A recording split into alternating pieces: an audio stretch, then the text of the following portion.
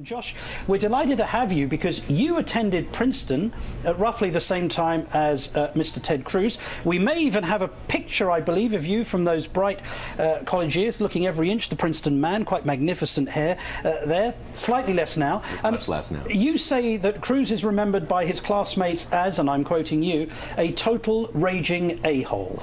Is that correct?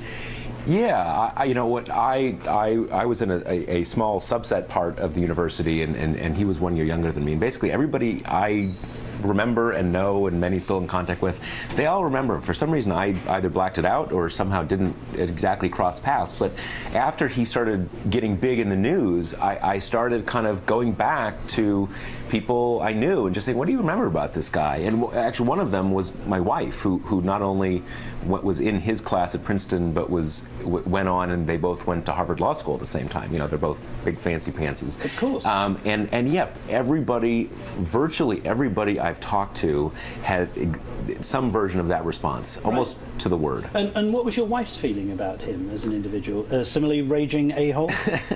My wife's mellower than that, so she didn't quite say that, but it was consistent with that. With that thematic.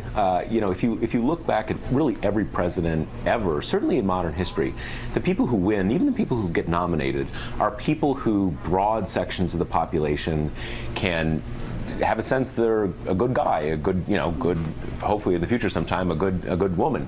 And you don't get people who are generally known as a-holes who get nominated to the presidency. Now, obviously, there's tremendous animus towards Barack Obama. There was tremendous animus towards George W. Bush, but that was driven by the political vectors in the political system.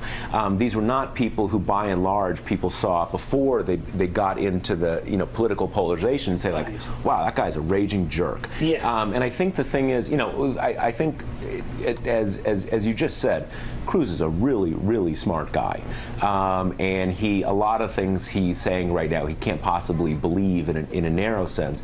I think his blind spot is his arrogance, frankly, and I'm not sure he's going to be able to pivot toward appealing to a broader electorate. Right. Could he win the GOP nomination? Possibly, just because of the Tea Party dominance.